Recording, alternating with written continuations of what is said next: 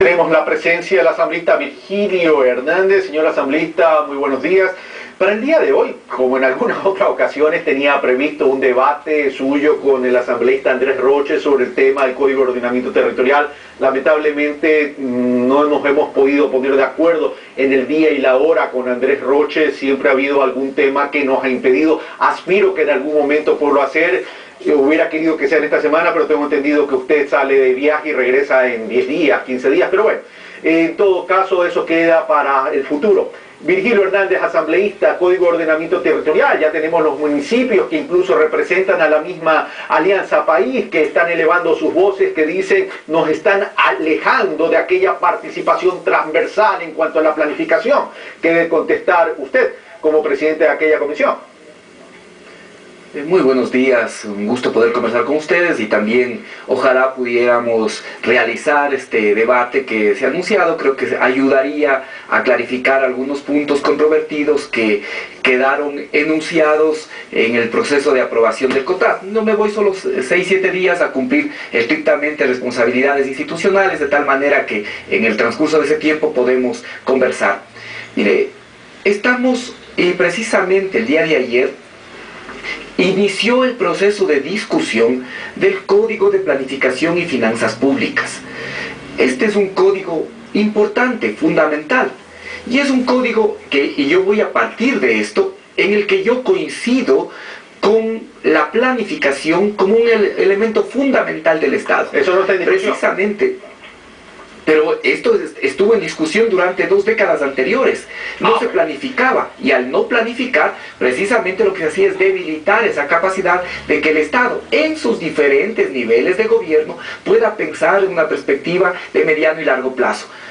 Este es el debate que está abierto. Ese es el debate, asambleísta, ese es el debate, pero hoy se dice, si bien es cierto en el pasado no había planificación y producto de esa ausencia de planificación vino este caos, hoy en cambio dicen que nos estamos yendo al extremo, que no solo es que hay planificación y nadie está en desacuerdo con la planificación, sino que no se estaría permitiendo a los municipios y consejos provinciales ser parte activa y protagónica de aquella planificación. Así lo dijeron y así los medios de comunicación resaltaron, no por transmisión de la noticia, sino por las palabras propias de los asambleístas que representan a las distintas localidades.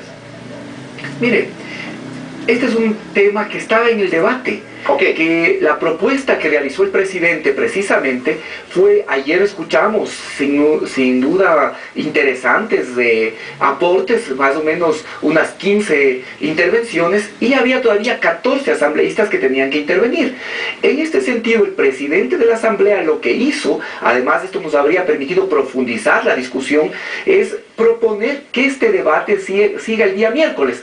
Lamentablemente esto fue mal entendido, había una moción para que se archive, y el presidente Cordero no es que no quería que se vote esa moción, si es una moción tiene que ser votada. Lo que les planteaba, y con razón, es que no se puede votar antes de que las 14 personas de diferentes bancadas políticas ejerzan su derecho y puedan realizar sus aportes. Más allá de este incidente, que es un incidente de todas maneras que tiene repercusiones, porque finalmente la sesión se quedó sin quórum, quedó clausurada por tanto, y ya ahora a la comisión le toca preparar el informe para el segundo debate, sin recoger todos los aportes que surgieron y que se desarrollaron y que podrían haber enriquecido la discusión. Yo le voy a decir algo, yo mismo fui uno de los asambleístas que planteó críticas respecto de cómo está el Código de Planificación, sobre todo en lo que tiene que ver con el tema de la planificación. Yo creo en la planificación por parte del Estado, creo, además así lo dice el artículo 261 de la Constitución, que la planificación es una responsabilidad del gobierno central. Creo de la misma forma en que la planificación de los gobiernos autónomos centralizados tiene que articularse, tiene que establecerse un nivel de sintonía con lo que se hace en el plan nacional. No somos islas distintas, pero al mismo tiempo creo que debe establecerse con claridad la autonomía de los gobiernos autónomos descentralizados, y además tiene que establecerse normas que nos ayuden a establecer plan, que las políticas públicas se sujeten a ese plan, pero al mismo tiempo que el accionar de la administración pública sea lo más eficiente, lo más eficaz. Básicamente, Y ayer, en la intervención que realicé en el Pleno, hice algunas observaciones de cómo estaba en la disposición del código que está discutiendo, se establecían algunas normas que antes que llevarnos a una mayor eficiencia, nos iban a generar un mayor burocratismo e ineficacia. Si todas, absolutamente todas las decisiones de política pública, y política pública es todo lo que uno decide hacer o no hacer, tiene que vivir unas fases que del ciclo de la política pública, ¿sí? Esto obviamente nos va a llevar a entrampamientos y sobre todo a un burocratismo que va a cruzarnos de brazos a todos los actores públicos y va a volver más ineficaz la acción del Estado. Creo que ese es el debate. El debate es precisamente lograr que podamos, en el marco de la discusión, encontrar las mejores normativas, las mejores regulaciones para lograr la planificación y que esta planificación además sea coherente entre los distintos niveles de gobierno. Señor asambleísta, mientras yo hago y estructuro mis inquietudes, le ruego ponerse el apuntador para poder tener comunicación en línea. Sí, es medio complicado el apuntador, ya me va a comprender, es una tortura este tema del apuntador.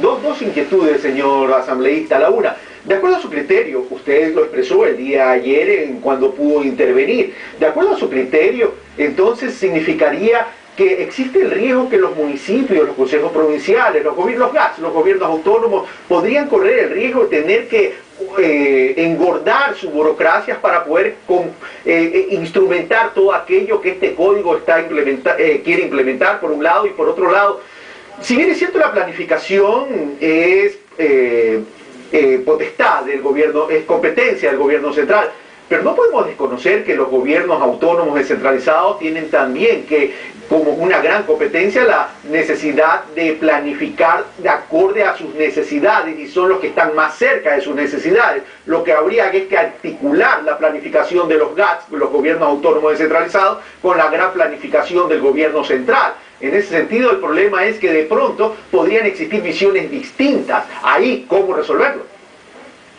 A ver, este es un tema que se resuelve por el propio mandato constitucional, y en el COTAD en eso también aporta. Es decir, ¿sobre qué le corresponde la planificación al gobierno nacional? Sobre lo que son sus competencias, es decir, las competencias privativas, las competencias exclusivas y aquellas que tienen que ver con los recursos estratégicos. ¿Sobre qué les corresponde la rectoría y la planificación a los gobiernos autónomos? Sobre lo que es materia de competencia. Y eso es lo que tenemos que buscar, que se articule de la manera más adecuada, que cumplamos lo que dice el artículo 280 de la Constitución, que habla de coordinar, que coordinemos. El Sistema Nacional de Planificación tiene que permitir la coordinación de la planificación local con la planificación nacional. Y obviamente esta planificación nacional, cuando se desarrolla sobre estas áreas, sectores estratégicos, áreas exclusivas del gobierno central, obviamente va a establecer también pautas que de alguna manera van a poder permitir la coincidencia con los gobiernos autónomos centralizados. Pautas, coordinar, no obligatorio, pautas. Esto es lo que dice exactamente el artículo 280 de la Constitución, y eso es lo que hay que mirar. No puede haber posibilidad de que el gobierno nacional incida o determine la planificación de los gobiernos autónomos centralizados, porque aquí tenemos cada uno distintas áreas, distintas competencias. Al gobierno central le corresponde las privativas, las que exclusivamente tiene, que están en el artículo 261 de la Constitución, y de igual forma la planificación sobre los sectores estratégicos. A los consejos provinciales, las que son sus competencias constitucionales, solo para mencionar un ejemplo, por lo de la vialidad provincial, de igual forma lo que tiene que ver con el tema de riego, el fomento de actividades productivas. A los municipios les corresponde cumplir sus competencias, entre las más importantes todo lo que tiene que ver con la dotación de infraestructura y servicios básicos a la población, y de igual forma a las parroquias les corresponde cumplir sus competencias. Cada uno tiene sus determinadas áreas. En esas áreas tienen la obligación de establecer la rectoría de las políticas y al mismo tiempo la planificación de esas políticas. De tal manera que no tendría por qué haber sobreposición, no tendría por qué haber imposición, sino más bien cumplir con lo que dice el artículo 280 de la Constitución, que es coordinar. Ese es un tema. El otro tema que usted señala No es que esto nos puede llevar a un excesivo burocratismo ni aumentar el nivel del gasto en el Estado, sino sobre todo a ineficiencia en las respuestas. Me explico un poco más.